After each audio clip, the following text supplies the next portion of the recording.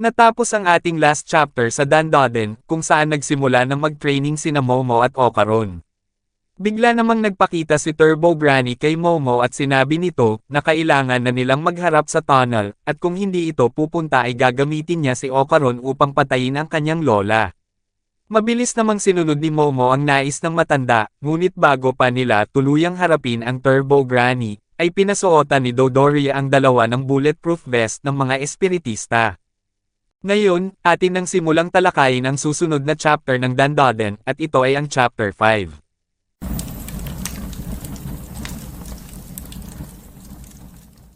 Nagsimula ang chapter, kung saan nakadating na sina Momo at Ocaron sa entrance ng tunnel.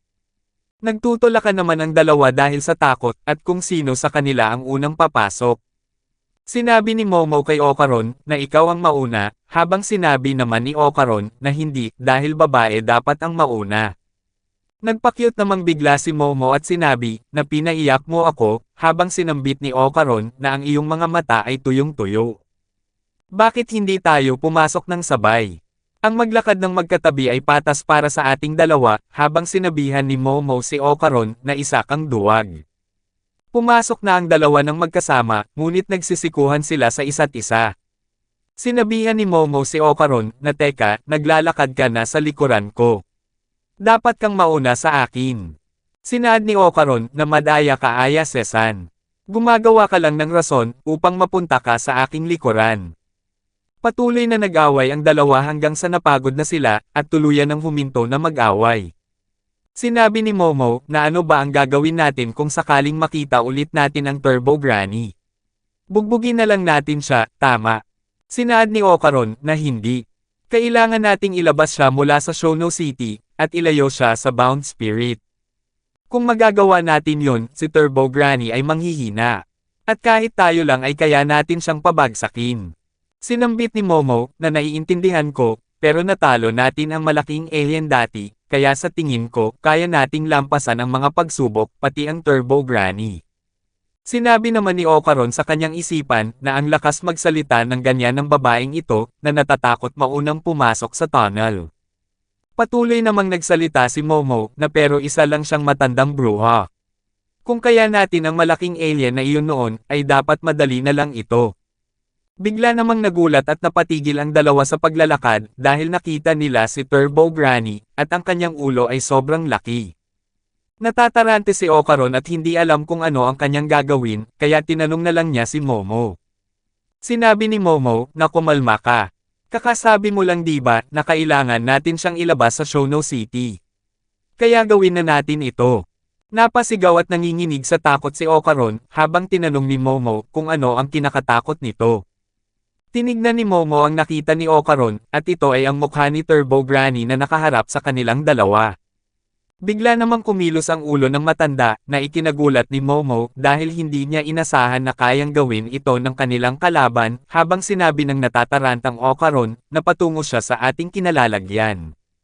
Bigla namang pumunta si Momo sa likuran ni Ocaron, at kinuha ang basket na may lamang mga baseball bat at sinabi, na ako na ang bahala.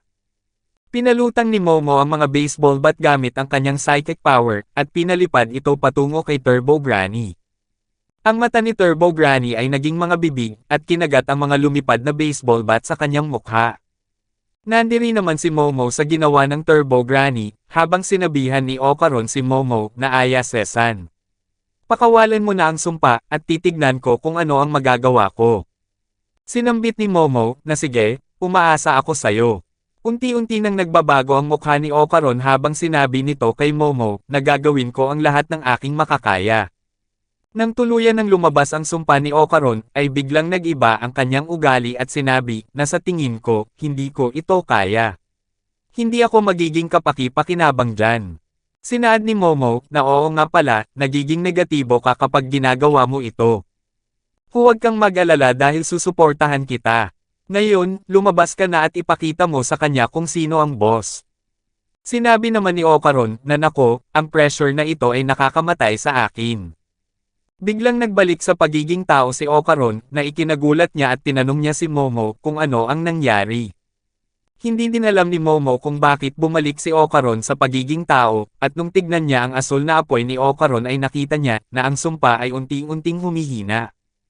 Bigla namang nagsalita si Turbo Granny at sinabi na ibinalik ko ang ari niya kaya nawala ang sumpa. Hindi ko inasahan na kayang niyong gamitin ang sumpa upang makapag-transform ng ganyan. Pero hindi sa ilalim ng aking pagbabantay, mga hangal na duo, akala niyo ba papayagan ko kayong gamitin ang aking kapangyarihan? Ngayon, kakainin ko kayong dalawa. Bago pa tuluyang makain sina Momo at Okaron, ay biglang naalala ni Momo ang sinabi sa kanya ng kanyang lola, nagisingin mo ang interes niya, inilalagay niya ang lahat ng tiwala niya sa kanyang mga binti, kapag nakuha mo ang atensyon niya, gagawin niya ang gusto mo. Sinabi ni Momo kay Turbo Granny na bakit, natatakot ka bang matatalo ka namin sa takbuhan? Napahinto si Turbo Granny sa pagkain sa kanila habang sinabi pa ni Momo na napakababaw ng paggamit mo ng kapangyarihan na ganito. Pero bukod dyan, ang pangalan mo ay Turbo Granny, di ba? Kaya imposibleng tanggihan mo ang isang paligsahan ng bilis. Kung talagang isa kang Turbo Granny, ipakita mo ang turbo mo, subukan mo kami sa isang laro ng bilis. Tuluyan nang tumigil sa pag-atake si Turbo Granny, at ibinalik niya ang kanyang tunay na pangangatawan. Hinarap ng matanda ang dalawa at sinabi, na sino sa tingin mo ang kausap mo? Walang paraan na matatalo ako sa takbuhan. Sige, makikisali ako, maaari ko naman kayong kainin anumang oras na gusto ko. Habang nagsasalita ang Turbo Granny, ay sinenyalan ni Momo si Okaron na okay na ang lahat. Tinanong ng matanda na ano ang mga patakaran, at ano ang layunin upang manalo. Sinabi ni Momo, na walang layunin, maglalaro tayo ng tag, kung mahuli mo kami, panalo ka. Napakasimple lang, di ba? Kapag nagsimula na tayo, bibilang ka ng 10 minuto, tatakbo kami palayo sa oras na iyon. At siguraduhing sundin ang patakarang iyon kahit ano paman, kung hindi, magiging pinakamalalang yokai ka sa kasaysayan. Napangiti naman si Turbo Granny at sinabi, na sige, ayaw ko sa mga manderaya, sa totoo lang. Nagsimula ng magbilang ang matanda, habang tumakbo na sina Momo at Okaron. Sinambit ni Momo, na sige, simulan na natin. Tumakbo ka na Okaron. Napahanga naman si Okaron sa ginawa ni Momo at sinaad nito, na akala ko talaga na mamamatay na tayo doon. Napakatalino mo talaga Ayase-san. Sinabi ni Momo, na alam ko. Pero dapat tinagalan ko ang pagbibilang niya. Ang 10 minuto ay halos hindi sapat para makalabas tayo sa lungsod. Ang pagbibilang ni Turbo Granny ay hindi tama na naging dahilan upang mapabilis ang kanyang pagbibilang at nasa 5 minuto na nga ito.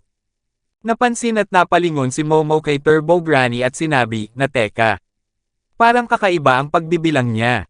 May bigla namang mga kamay ang lumabas sa ibaba ni Momo at pinigilan ito sa pagkilos. Labis namang nabahala si Okaron para kay Ayase, habang ang mga kamay ay patuloy na dumadami hanggang sa matakpan ang buong katawan ni Momo. Sinabi ni Turbo Granny na ang 10 minuto niya ay tapos na. Ngayon, ikaw naman ang bibilangan ko ng 10 minuto. Nagsimula nang magbilang si Turbo Granny, ngunit ang pagbibilang nito ay hindi pa din tama. Sinambit ni Okaron na hindi yan patas. Pakawalan mo si Ayase-san. Hindi naman pinansin ni Turbo Granny si Okaron at patuloy lang ito sa pagbibilang habang sinabi ni Okaron sa kanya na tumigil ka. Ang iyong pagbibilang ay hindi tama, akala ko ba sinabi mong hindi mo babaliin ang mga patakaran? Sinabi ni Turbo Granny na sinabi niyo lang na bibilang ako ng 10 minuto, hindi kung paano ko ito bibilangan. Patuloy na nagbilang ang matanda ng lagpas-lagpas at nasa 4 na minuto na ito. Sinaad ni Okaron na huwag mo akong lokohin. Itigil mo ang pagbibilang. Seryoso ako. Ang magulong pagbibilang ni Turbo Granny ay umabot na sa 10 minuto, at ngayon ay huhulihin na niya si Okaron. Nang malapit ng mahuli si Okaron ay biglang naalala niya ang sinabi sa kanya ni Momo, na kahit na medyo kakaiba ka, alam kong sa susunod na ako ulit ang magliligtas sayo.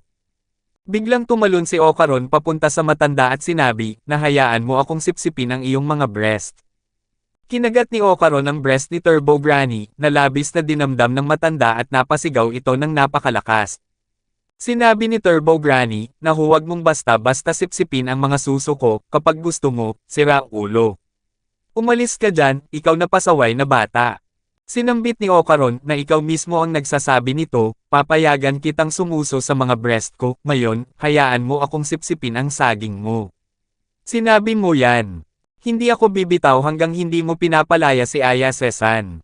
Ang matanda ay winawasiwas si Ocaron, ngunit hindi ito bumibitaw sa pagkakakagat niya, habang sinabi ni Turbo Granny, na anong nangyayari. Wala na akong lakas, hindi ko man lang maalis ang batang ito. Hindi pwedeng mangyari yan. Ang mga damit na suot niya. Pinipilit mo akong kumilos, kaya magiging multo na lang ako at papasukin kita. Tuluyan ang binago ni Turbo Granny ang kanyang sarili, papunta sa pagiging multo at agad na pumasok ito sa katawan ni Ocaron. Unti-unting nagbabago ang itsura ni Ocaron, hanggang sa tuluyan na itong naging matandang multo. Sinabi ni Turbo Granny habang nasa katawan siya ni Ocaron, na talagang sakit ka sa ulo, ikaw na sira ulo. Pinagpupunit ni Turbo Granny ang suot ni Ocaron at sinambit, na sino ba ang nagbigay sa'yo ng mga suot mong ito? Hindi kaya kasamahan nila ang tao na may kasanayan na iyon. Ano paman, oras na para kainin ang babae at tapusin na ito. Sa hindi inaasahan na pangyayari, ay unti-unting naglalaho si Turbo Granny sa katawan ni Ocaron. Sinabi ng matanda, na ano ang nangyayari. Hindi ko magalaw ang aking katawan. Nararamdaman ko na parang sinisira ako. Sino bang may ganitong kasing pangit na kakayahan? Ang may gawa pala nito ay si Momo at sinabi nito habang nasa ilalim pa din siya ng ginawa ni Turbo Granny, na hindi ko man ito makita, pero alam ko ang lahat. Walang blue flame na nasa loob ni Ocaron ngayon dahil ang tunay na anyo ng Turbo Granny ay naroon.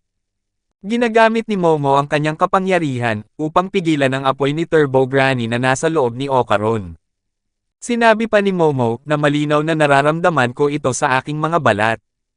Pinilit ni Turbo Granny ang kanyang sarili upang lapitan at atakihin si Momo at sinabi din nito na ikaw na sira ulo. Alisin mo ang mga kamay mo sa akin. Sinipa ni Turbo Granny ang bagay na nagkukulong kay Momo, habang ang kanyang itsura ay unti-unting nagbago, hanggang sa lumitaw na ang mukha ni Ocaron. Nagtagumpay si Momo na ibalik sa pagiging tao si Ocaron, at hindi rin ito nasaktan, habang sinabi ni Ocaron na maraming salamat sa tulong mo, Aya Sesan.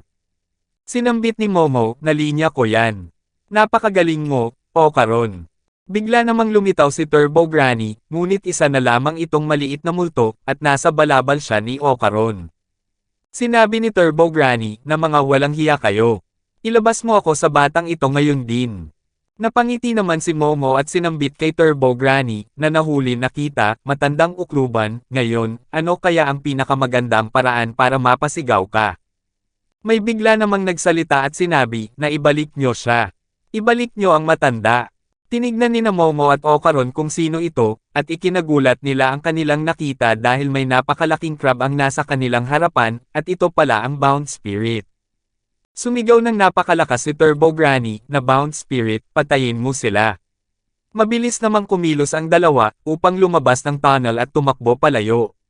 Dito na natatapos ang Chapter 5 ng Dandadan. Paki-like and follow naman po ng ating Facebook page, nasa description po yung link. Muli huwag kalimutang mag-like, comment, share at subscribe sa ating channel. Salamat!